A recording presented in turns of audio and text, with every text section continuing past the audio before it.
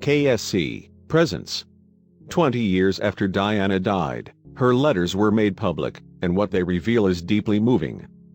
Since her death in 1997, Princess Diana has become such a symbol of loss and tragedy that it's easy to forget she was a real person with flaws, hopes and dreams.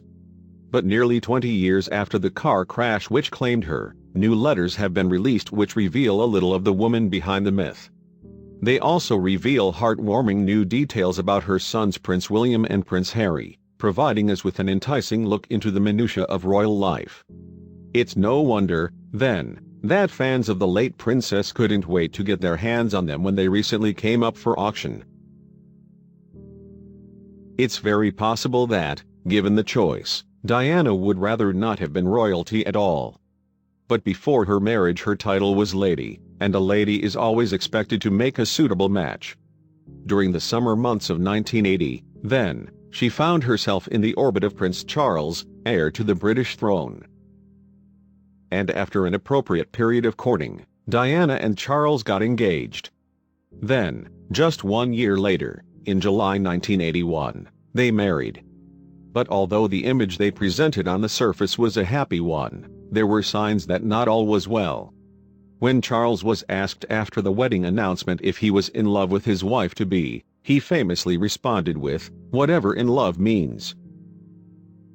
Ultimately, there was an awful lot of misery in Diana's marriage to Charles. But there were two bright spots as well: their children. Prince William was born in June 1982, and Prince Harry followed 2 years later. And Diana doted on her sons tremendously. Unlike other royals before her, in fact, she rarely allowed her official duties to get in the way of raising her kids. When the marriage between Charles and Diana finally broke up, however, it was painful and messy. A large rift was driven between Diana and the rest of the royal family, and she was stripped of her official title. Reportedly, the teenage William noticed his mother's devastation. "Don't worry, Mummy, I will give it back to you one day when I am king," he told her. And Diana continued to be very close to her sons, even when it seemed all others were against her. But perhaps it's lucky for historians that any of her letters survived at all.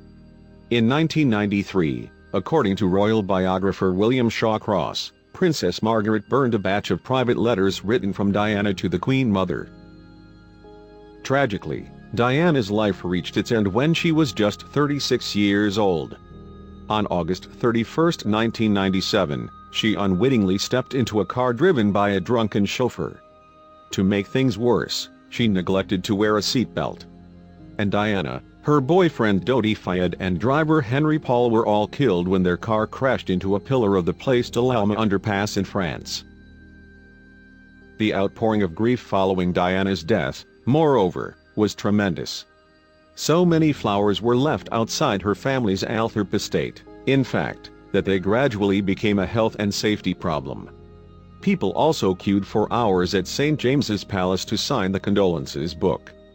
Yet, although their grief wasn't nearly as public, William's and Harry's was surely the greatest. The sight of William and Harry with their heads bowed at Diana's funeral was enough to touch even the hardest heart.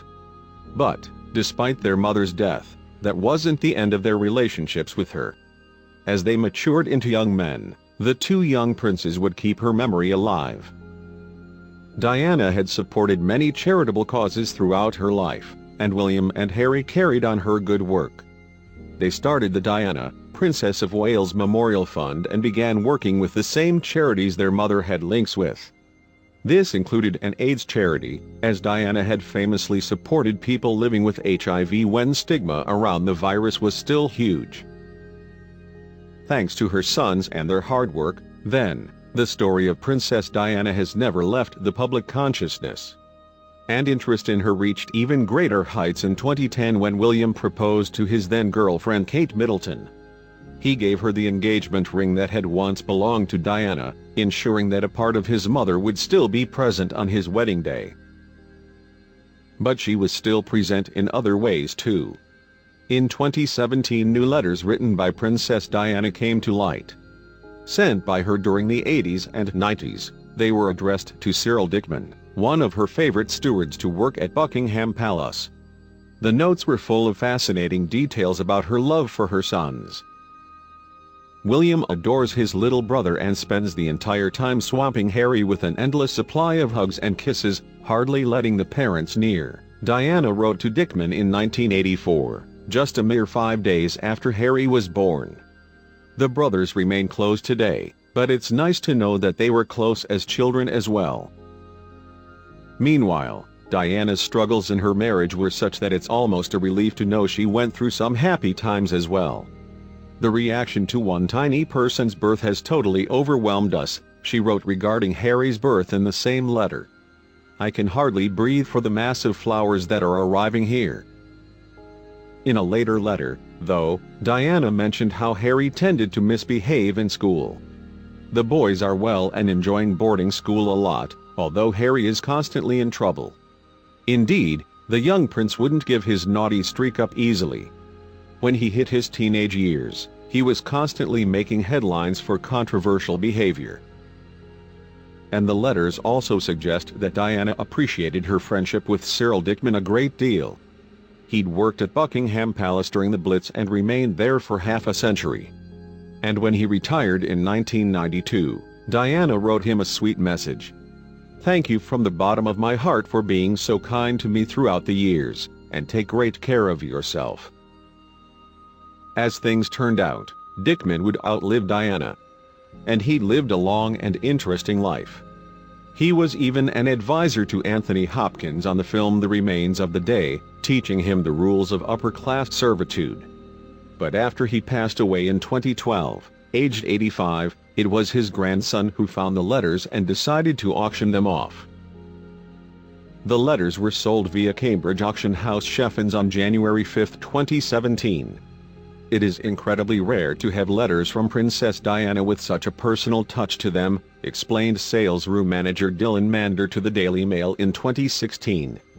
In the end, the letters ended up selling for far more than their estimated price.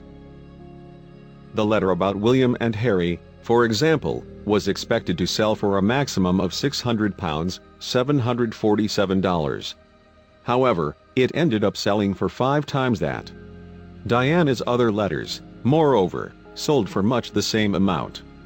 But although bids came from all over the world, the people who bought them remained anonymous. When asked why the letters had sold for so much, auctioneer Luke MacDonald suggested that it was because the letters show Diana as being a mother and not a royal princess necessarily. In 2017 he even told ABC News that he thought the letters made her come over in a way that we can relate to. And he's right. They make Diana seem more like a kindly mother than an untouchable princess, which is just what her sons wanted. Thank you for watching. And don't forget to subscribe.